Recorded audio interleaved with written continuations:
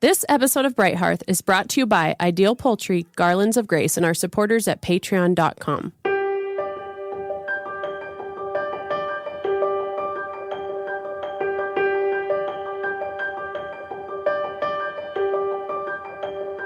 In all toil there is profit, but mere talk tends only to poverty. Proverbs 14:23. We urge you, brothers, to aspire to live quietly and to mind your own affairs and to work with your hands as we instructed you, so that you may walk properly before outsiders and be dependent on no one. 1 Thessalonians 4:11-12. Welcome back to Bright Hearth, everybody. Brian and Lexy are here for an anniversary episode. Yes. It's been a whole year. This is our 52nd episode of Bright Hearth. And actually, we almost stuck the landing. March 29th was our episode launch. And I think, Lord willing, this will come out April 3rd. So, okay. Like 4 days after the anniversary. We're a year in. Pretty crazy. 52 episodes. We hope it's helpful and continues to be helpful. And actually, it's not the only celebration that we have today with the anniversary, but also really the idea for this episode actually came from an event that lands today as this episode launches. Yay! Woohoo! Tell us about it, babe. What happened today? Album released. The album finally. Released. It was only a lot of work and time and an 8-week cough and a canceled trip to the studio and then another trip to the studio. And oh man, but it is out. Even Dragons Shall Him Praise, full-length album, 10 original psalm settings and 2 original songs as well there at the end of the album. We put links in the description right there at the top that you guys can go check out so you can listen. It's live on Apple Music, Spotify, iTunes, YouTube, Amazon. There's a bunch that my distributor gives that I have no idea even what they are, but they have strange names like Qdobas or something. Are you talking about places to listen to music? Yes. How do I get it in my CD player? You're not the only one that's asked that, babe. A lot of people have asked if I could give it to them on CD. And I do have, if you go to my website, if you go to briansauvé.com, and there'll be a page for this album, you actually can buy digital downloads directly from me and then burn a CD if you want. Guys, I've looked into it. It's so expensive and that's funny. I just haven't been able to do the CD thing, but a lot of people have requested vinyl. If it does well, maybe we'll do a vinyl run at some point. But man, I hope you guys enjoy it. It has been, it's the fruit of a lot of work, not just from me, but also from a lot of talented musicians and my producer, Brandon, who helped out with it. So yeah, Brandon's great. We've known Brandon for a long time. Yes, and he's an amazing musician, helped out quite a bit. So go check it out, guys. Give it some love. Put your headphones in. I think it's 52 minutes. It's like an episode of Bright Hearth, yeah. Oh, funny. So go listen in and let us know what you think. Share it with your friends. Do me a favor. It really does help if you send it far and wide. Tell me your favorite song. Don't tell me if you hate it. If you hate it, just, move on to your Taylor Swift or whatever it is that you I think your prefer. favorite, your personal favorite is probably the recordings of the children singing the songs, though. Yes, 100%. 100%. They are the best. And I'm going to get them singing on something. Oh, our kids? A catechism song. Oh, yeah, that'll be fun. Yes, I do. I love it when people send me videos of the kids singing the sea shanty or the catechism songs and that sort of thing. I'm halfway done with the next catechism album, so look out for that as well soon, hopefully. And we'll get you through like question 32 or something like that. Anyway, so this episode, really in honor of the album launch, we wanted to talk about kind of looking at that as an example of one of the ways that we attempt to have a productive Christian household. And I think it's important that we look at things like, this album or something like a work like that as an aspect of the productive Christian household, because a lot of the time when people think about productive Christian household, babe, what comes to mind for them? Productive property meaning like homesteads, which we're big fans of around here. Totally. And it is a way people have historically always had to. There was like some baseline sort of homesteading skill you had to have. Yes. So it is good. Milk the goats. But there's a lot you can do outside of that. Yes. Really, we don't want to shrink. We don't want to say no to homesteading and all that. No. We want to say yes to that and also expand our picture of what it looks like to have a productive Christian household. And I hope that if I could give a goal for this episode, it would be that everybody who listens would think in a fresh way, maybe from a fresh angle, about the gifts and the talents and the resources that the Lord has put right in your hands already in terms of your skills, your interest, the place he's put you, the people you're surrounded by, things that you could leverage to turn a profit in your household, to serve your neighbor, to provide services and things that other people can enjoy out of the fruit of your labors, and also to provide for your own household. And music has been one of those things for us in kind of a roundabout way. Most of the time, I think when people say, I'm a musician, or if you had a kid who said, I'm going to be a musician, a lot of parents would kind of sort of discourage that, right? Yes. They'd be a little concerned. Yeah. And there is a certain stereotype of the guy who's like 25, he's in a band, and he works, he bartends 3 days a week and makes $12,000 a year because he's still trying to keep the dream alive that the band is going to make it, and he tours, and he's got boxes full of band merch and old album CDs in his living room, which is probably his parents' living room, let's be honest. And, he's got this dream. So that is not how I approach music at all. It is not something that I attempted to make any kind of profit on, really, outside of like leading worship in churches and things like that as a profession, until not that long ago, a couple years ago, at the encouragement of some friends and family in the church. But what we found is that as we started to think in our household about the gifts and skills that the Lord had given, and how can we leverage them in a way that we could serve people and also provide for our household, music actually has become one element of one stream of income for us, as well as hopefully a way that we serve other people through the overflow and outflow of the work of our house. And so we wanted to talk about that a little bit today and maybe help you zero in on some of those things. So one of the first headings that I have written down here on my notes for you to think about is that productive households are built by people who figure out how to turn a profit on the things the Lord has given. Productive households are built by people who figure out how to turn a profit on the things that the Lord has given you.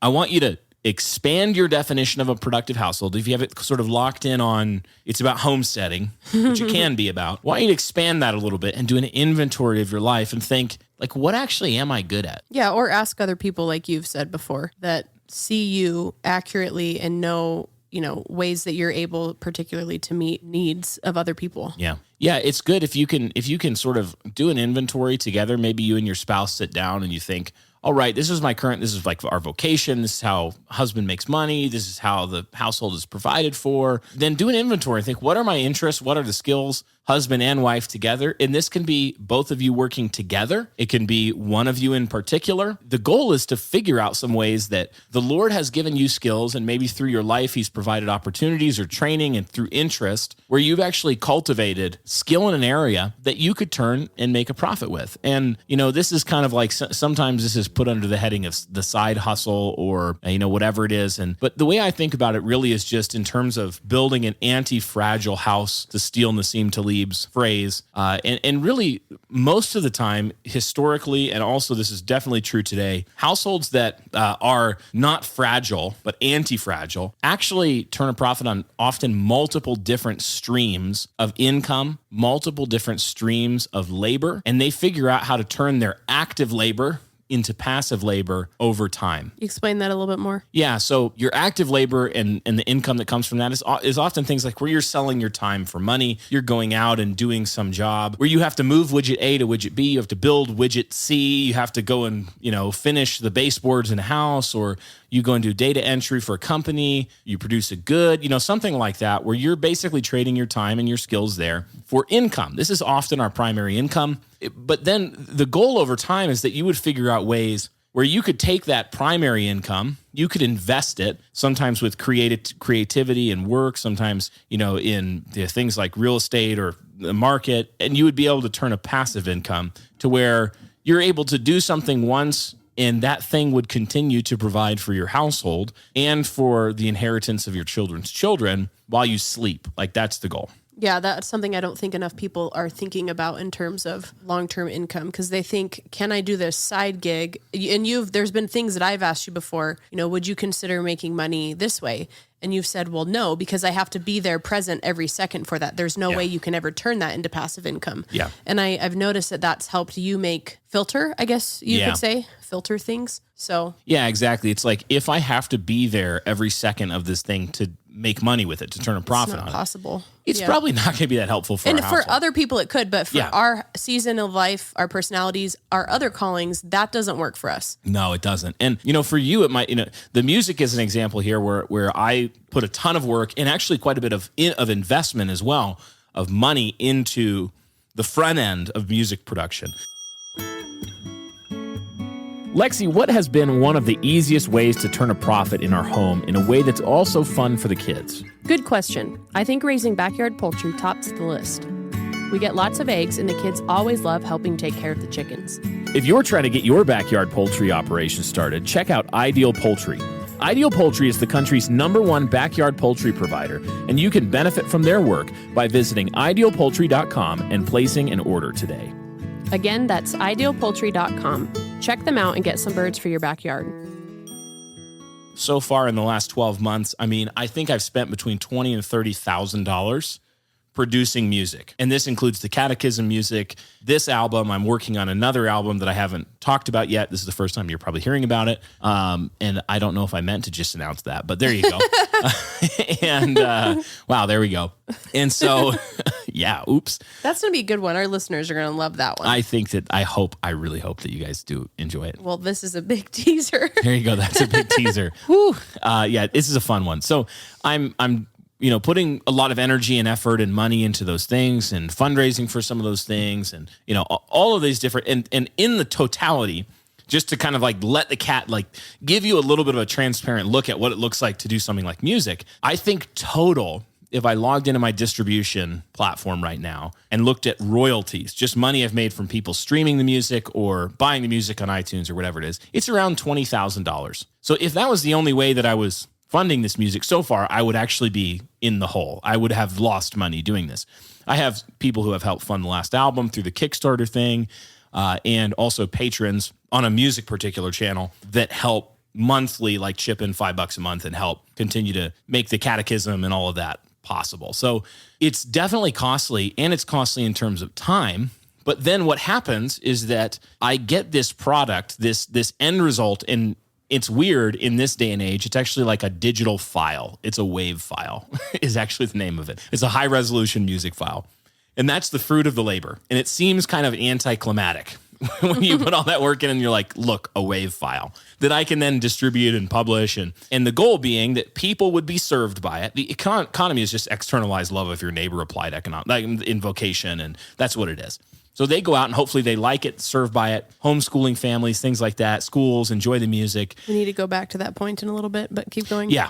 And then a streaming service pays me $0.004 per stream, which is less than a penny a stream. And over time, 3 months later, which is when I get paid on a royalty from somebody streaming it, 3 months later I get paid, and then it's productive property. The nice thing, and the goal is that over the next 5 years, people would continue to listen to that song. And that someday I would go from the red to the black, and that would go into the productive category where now it's providing towards my children's inheritance, the work of our household, and that sort of thing. So that started with me humming tunes at the piano while dinner tables being set and trying to set a random psalm. I'm just thinking of all the caricatures of you on Twitter. People are like, oh yeah, if we all had the time to just sit around all day and read theology and Doug Wilson and write psalms. You're like, yeah, that's not actually what this looks like, but thanks, man.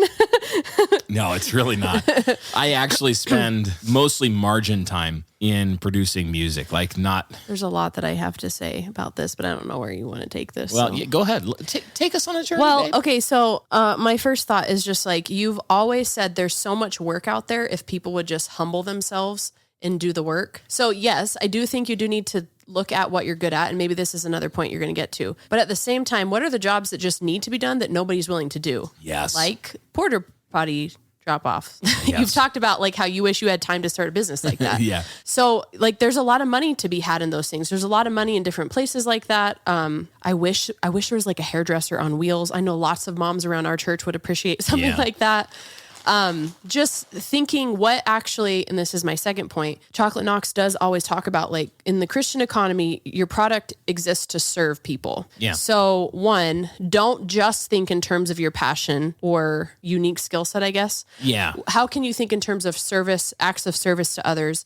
And then two, because it should be a good or service that actually serves somebody, you can't do a shoddy job of it.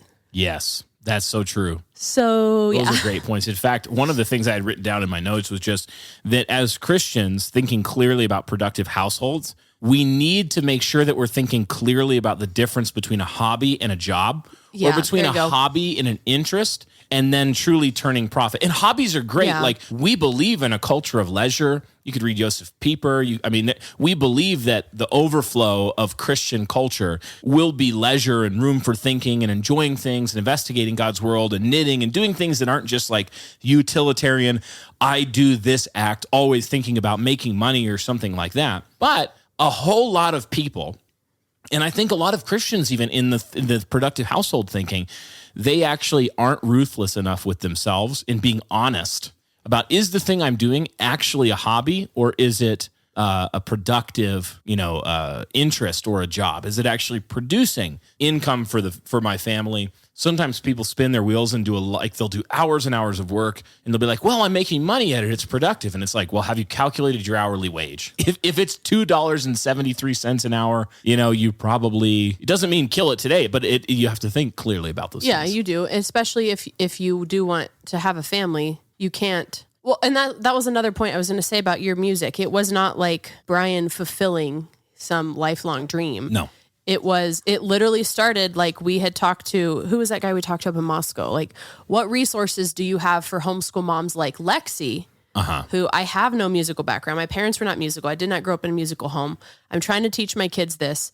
And he looked at us and said, there's really not a lot out there. There's not a lot. So we saw there is a need on the market for this. That was a primary reason. It wasn't that Brian likes to write and sing music. Yeah, it was first that and our church was looking at, I still lead a lot of our singing at church. And before we had really started to sing in 4 parts and sing through a hymnal and that sort of thing, I was looking for, can we sing whole psalms in our church? And it was difficult for me to find resources on how to do that. So I started setting a few and then making basic recordings so our church could learn them through the week. Mm-hmm. And it was out of that people started saying, hey, would you mind putting that on Spotify? And I was like, what?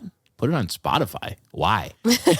and Pastor Burkholder told me that. And, so over time, I just started kind of shifting into it. And then people listen to it. And a lot of these things that you'll find, they kind of function like that. You find a skill, someone has a need, you see the meeting point.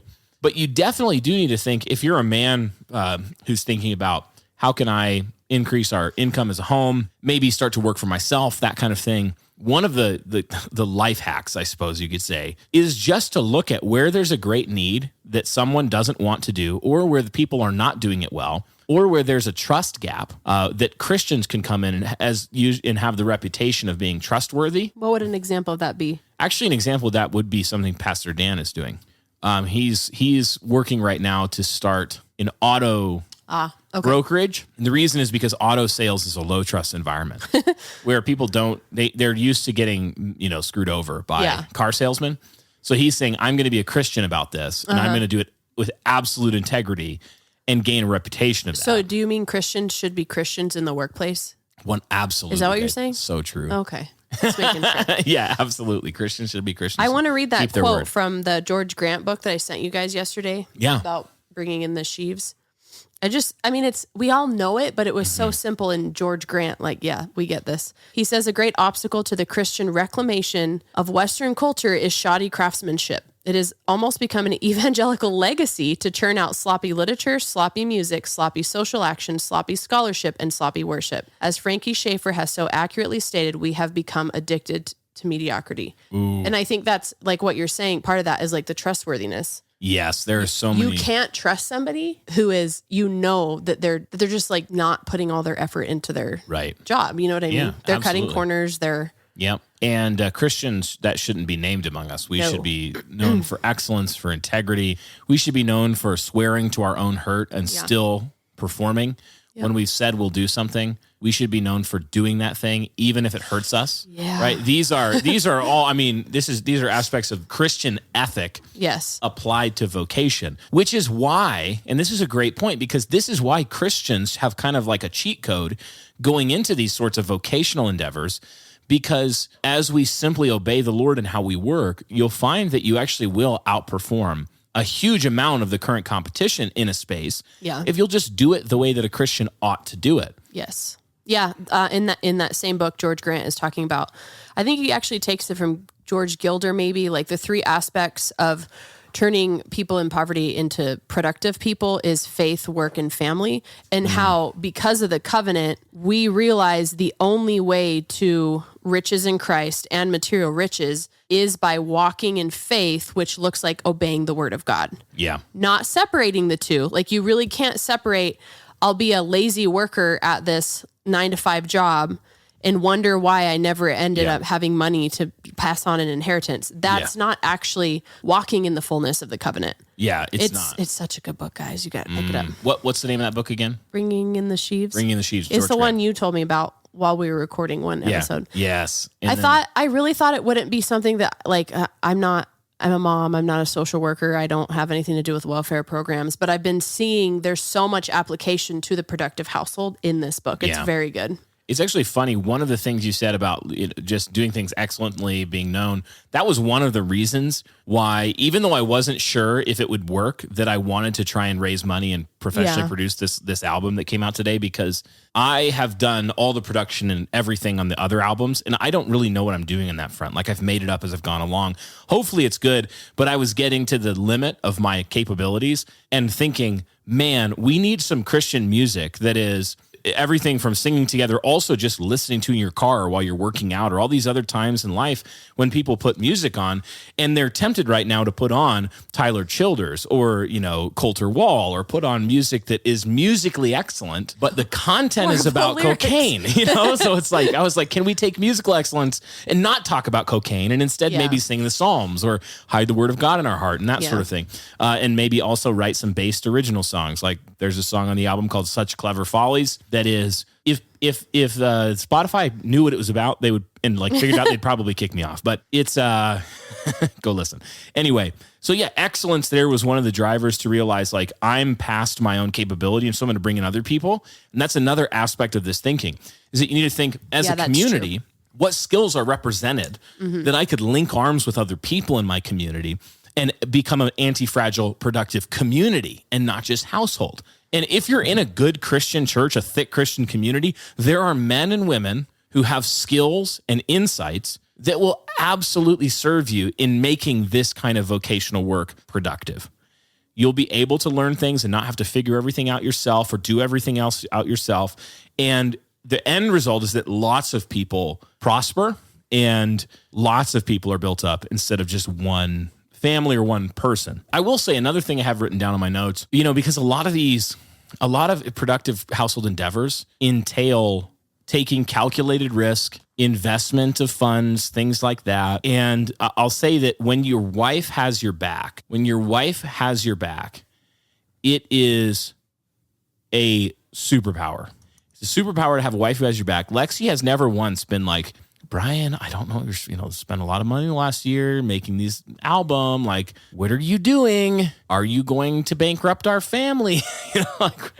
Are you indulging in some sort of musical fantasy or, that kind of thing? No, she's had my back the whole time. And that's the encouragement of a godly woman is absolutely a superpower. I think this is one aspect of why First Peter calls women to be fearless in their submission. Is I haven't ever felt fearful surrounding this necessarily, but I could see why women would, and I have talked to women who are in other circumstances. Yeah. But the encouragement from Scripture is that we would be fearless daughters of Sarah. So yeah, absolutely, because there's some fear there when your husband is like, "Hey, I'm going to take this calculated risk. I'm going to put some investment in business equipment. I'm going to put time into this thing, and trust me, it'll pan out." And she says, "Well, when is it going to turn profit?" And he's like, Well, 3 months. I mean, but 4 months. Seriously, the way I think about this is our circumstances most of the time are not anywhere near as drastic as what Scripture is holding us to, and yet we still complain. Yeah, the circumstance with Sarah was a genuinely fearful. Go read the account. It's genuinely a fearful account. And God still says to her, "Do not fear."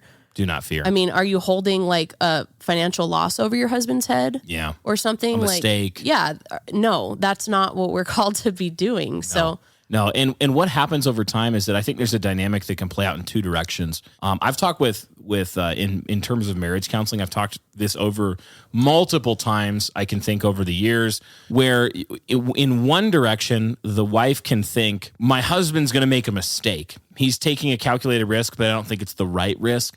and that could lead to loss. And I don't want that to happen. And so what I'm going to do is I'm going to let him know my displeasure. I'm not going to trust him. I'm going to disrespect him. I'm going to nag him. I'm going to be really fearful and anxious. And that's a ditch. And then almost guaranteed the thing is not going to work, because a guy can't do things when he's taking fire from all sides. Yeah, can I say something? Yeah. That wife should probably mind her own business and get her nose out of the finances then. Yeah, no, 100%. And on the other hand, what she's disrupting, though, is actually how men learn as well. Yeah. So that's why, because she is curtailing her own benefit, is why she should mind her own business. If the husband goes out and he makes a wrong decision and his wife absolutely respects him and has his back, that's a weighty thing for him to have to reckon with. Correct. And go, oh, I made a mistake. And then he learns from that is the goal, and he grows in wisdom and skill. Ladies, your husbands will not grow in skill without making mistakes. Building successful things absolutely requires you to make mistakes, and you will. There's no risk-free way of doing this.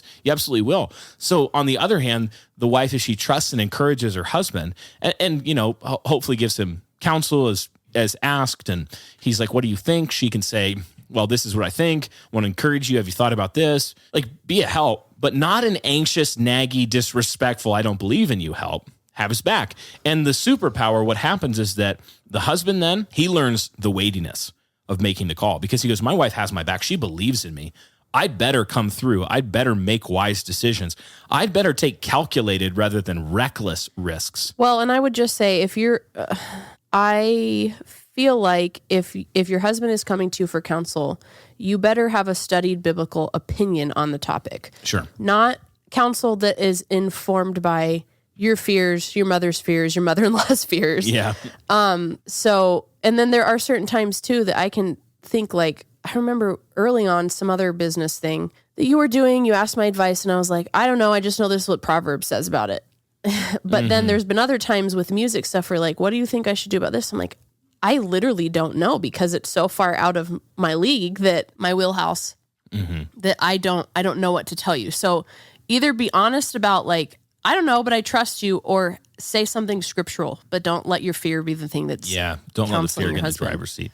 And I've even gone so far as to tell ladies before, like, hey, it would be better for you for your husband's thing to fail and you guys be bankrupt. Yes. But have a happy, peaceful house. Yes. Where you're mutually encouraging. And hopefully he's not, like, this is not an excuse. Men, don't be foolish. Don't take foolish risks and be reckless and shipwreck your family. You need to manage well. You need to be men of character and wisdom and seek counsel and do these things with integrity. But far better for him to take a risk and actually fail, but you two to be on the same team. Yeah. Than for him to even maybe not take the risk and things go well financially, but he's lost respect. He's lost your support. Well, we've talked about this before. This is why Christians have the gospel to fall back on, even when they make foolish financial or business decisions. Yeah. Is because we're not to be judging one another grace based upon our works. Jesus, we can make stupid decisions and fall back on Christ, and wives are the ones to really incarnate that, I feel like, sometimes. Yes. Yeah, absolutely. Absolutely. So if you're looking at these sorts of things, make sure that you don't forget your primary duties in the midst of them. Don't forget your primary duties, lady. See that you respect your husband. Men, make sure that you're not forgetting your primary duties, that these sorts of productive Christian household things, they're not just a playground for you to exercise your dreams on. Yeah. People are depending on you. You need to provide for your household. Yeah, there is a difference between, like, a wife. There's a difference between a wife realizing I'm fretful in every area of life and I'm just sinning. And then, like, no, genuinely, my husband is making foolish decisions. I don't know how to feed the family and I'm worried about it. That's a different type of thing. And you need to really be honest with yourself about what category you're falling into. And one of the aspects of this practically is that you also have to know when to stop doing something. You have to know when to let something die, to let a dream die, to let a business die, to let a vocational endeavor die, to let a college degree die. And sometimes you just need to cut your losses and not throw good money after bad, good time after bad. Yeah, that's and you true. just have to it's like sometimes you have to take your business idea out to the shed like Old Yeller, shoot it in the head, and then return to your house. And sometimes you got to close the business. And that's fine too. Well, if you've been listening to Bright Hearth for any length of time, you know that we are all about productive Christian households, supporting one another in business endeavors worth doing, and we're all about modest, feminine Christian women masculine Christian men. So we're so excited to be partnering for this episode of Bright Hearth with a sponsor, Garlands of Grace. Garlands of Grace makes beautiful feminine head coverings, whether you're wearing a head covering or a headband just for fashion reasons or as a covering for 1 Corinthians 11 sort of matters. We'd really commend them to you. And Lexy, we were just looking at their organics line. What do you think about that? It's very cute. They are very cute. They have a lot of floral prints, and I think it's really unique to find companies that are willing to even go the extra mile and use organic fabric. So yes, we know that our listeners are not just interested in getting the cheapest, quickest, flimsiest things they can get, but they want to get quality products made that are going to support Christian households. And so we would commend these ladies to you and their company. You can head to garlandsofgrace.com and you can see a huge variety of head coverings, head wraps. They have them for women as well as girls. And they also have those volumizers. What are those again? They help keep your head covering in place so it's not slipping off of your head. Yes. And if, Lexy is taking care of 5 children plus 1 in the womb on Sundays while I'm preaching and teaching and leading the service.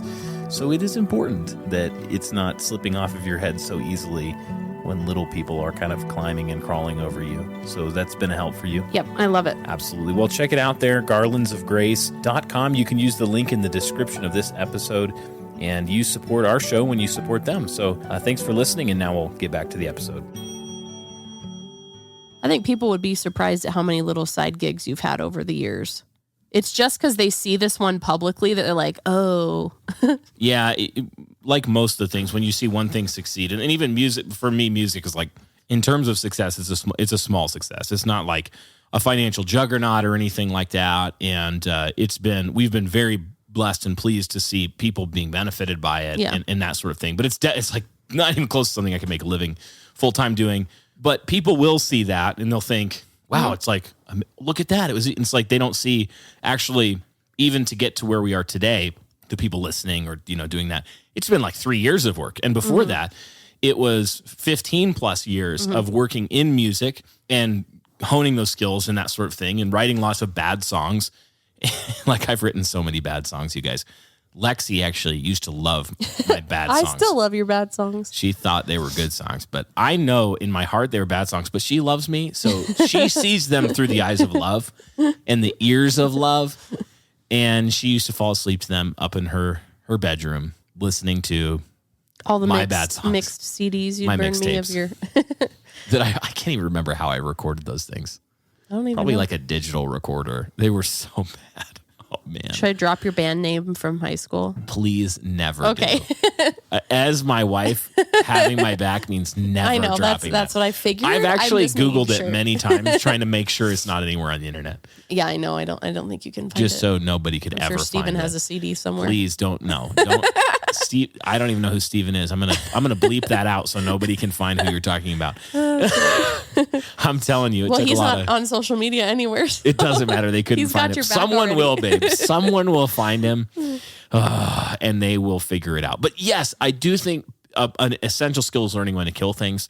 And, part of that also is like, I think one way this works out in the productive home is like ladies sometimes, they get into these side gig hustles and they are spending an enormous amount of time and money on them and they're not actually producing income. Like mid-level marketing stuff is often this category where, the vast majority of people make like $100 a year doing it. And if you actually calculated how much they're spending in terms of time and money, they're making negative money doing them. And the husband needs to be kind enough to be like, babe, we need to stop doing that. That's unless it's just a hobby that you like to do and it fits with your family. Or there are certain things that I take on my plate because it helps cover a portion of cost for things in our family, which, like the Azure drop, that was part of why I started doing the Azure drop. Yes. We do have a Young Living account because that helps cover, we use a lot of that stuff on a regular basis and it helps cover that stuff. But yes, it's not there are women out there that need to hear that you don't have to be as an essential oil seller to make yourself a productive human being in your home. You can just be a mom. You can be a really good mom. Yeah. Make really good food. Doesn't even use oils. doesn't You can even still be a user. crazy. You don't even Or have buy to your use groceries oils. from Azure. Imagine that. You don't even have to. Imagine Brian and Lexy saying this. You can be good parents without using Azure or oils. You can actually Let the record show, people. tell that Azure is not a business for us because we've never once told people like sign up for your thing. Yeah, that's true. That's true. We just love them. not. They're a It's- great. Talk about great Christian company, Yeah. great customer service, great quality products. We love Azure. Yeah, actually, we really do. They're I awesome. didn't even know you could sign up under me. See, that's how bad I am at this stuff. Yeah, Lexi's not a business person. People and ask that's me fine. that. They're like, "Do you have like a sales account or sales link I can use for that?" I'm like, "Yeah, somewhere." I'm pretty busy with my kids though, and I'll probably forget to send Probably it not to send you. it to you ever. So just sign up on the website. It's fine. It's fine. So, anyways, Yes. that's just Yeah. not me. I'm not good at that stuff. And on the male side, the equivalent, like a lot of men are like, I'm going to start a business. I'm going to do this thing. And they have not sought advice. They don't have a good business model. They're probably not going to make money. They're going to spend a lot of their time though. And it's a good free education if they will take the lessons from that and just not, sort of treat it as I'm going to make my family depend on this. But men, again, think of the weight that your wife is putting in trusting you and respecting you and having your back. Make sure you feel that weight when you're making business decisions and vocation decisions like this, and not just trying to leap and, skip all of the ashes work and never do the hard work of learning how to work for somebody or learning how to be a subordinate and just saying, well, I'm going to be in charge. I don't like working for people, so I'm going to start a business. It's going to be great. Being super unrealistic. You need to be realistic. You need to make sure you are good at the thing you're doing or have a reasonable pathway to get good at it, that you're taking advantage of counsel, learning from people who are further ahead from you, asking your pastor, asking godly men in your life, can you give me counsel? Am I making a wise investment decision here? Am I making a wise vocation decision here? Do you think I would be good at this thing? Would you use my services honestly if I did this thing? And sometimes the answer might be like, my brother in Christ, I would never use your handyman services in a million years. I've seen how you tiled your bathroom, which is what somebody would tell me if I told them that I was going to try to open a tiling business. I'm bad at it. So like if I ask Kevin Griffin in our church, who's like an insanely good craftsman, does it for a job. Like literally he renovates historic homes and does craftsmanship that matches the original 1900, 1920s, 1890s work just flawlessly. If I told him, Kevin, I'm going to open a tiling business because I think I can really do well, he would say, my brother in Christ, No, you you can't. should not do this. Because unless you have learned a tremendous amount about tiling since the last time I've been in your bathroom, you should 100% not do that. And that is such a gift when someone deflates you, the friend who loves you, and they're like, don't do it. You should not start a business right now. You're not competent enough to do that. That's such a gift when it's not just a discourager. It's somebody who's really trying to love and help you. Make sure that you're humble and that you're listening to counsel on that front as well as you make these sorts of decisions, because the weight again is super, super heavy if you understand it. The Lord's with you. I'm not trying to discourage you, but it's a heavy weight that you ought to reckon with as a man. Any last words, babe, before we wrap up? No. Have your man's back? Yes, that. Have your man's back. Well, thanks for listening, everybody. Thank you for a full year of your support and encouragement as you listen to this 52nd episode here, basically on our year anniversary for Bright Hearth. I would commend, go listen to the album. I really hope that you enjoy it and that it edifies you and your family, and that you find some songs on there that can build you up.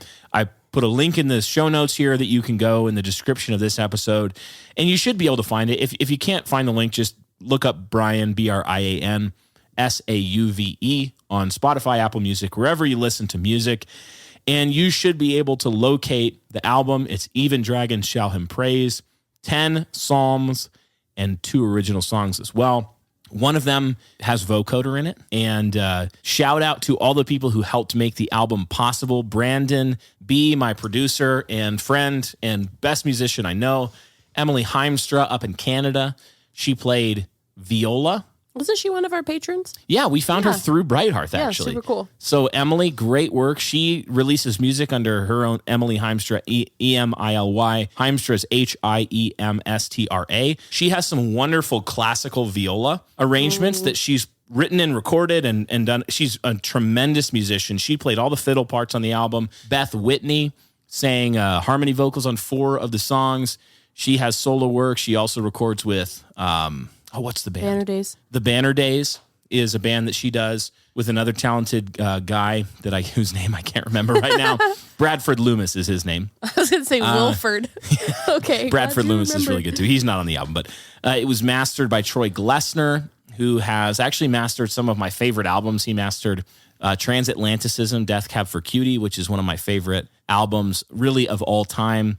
He mastered the album. Let's see, who else? He's not kidding. He's not just saying that. He's been a Death Cab fan for years. I really love Death Cab for Cutie. Like, no, as the kids say, no cap. He's not just saying that now that he got someone to work with him. No, he did a lot of other music that I also like Norma Jean, but that's probably way outside of the wheelhouse of our listeners. Who else? There was a couple other people. Oh, Adam Barta did trumpets and brass arranging and recording on the album. And it's just so many people helped make this album possible. And every one of you who supported King David, the Holy Spirit for inspiring Psalms 149, 148, 140, 120. Thanks, babe. Yeah, King David. I'm not a really funny person, so shout out to King when I can be funny. David for writing the song. Shout out to Lexy Sauvé for listening to me play these songs at all hours of the day and night and putting up with them. Literally, I sing so loud, day and night. I have no volume control whatsoever. Man, thank you guys. Thank you. And thank you for listening. Go check it out. Share it with your friends. I'd be honored if you would give it a listen. And thanks for listening to this episode of Bright Hearth. And we will catch you in the start of year 2 of Bright Hearth next week. God be with you.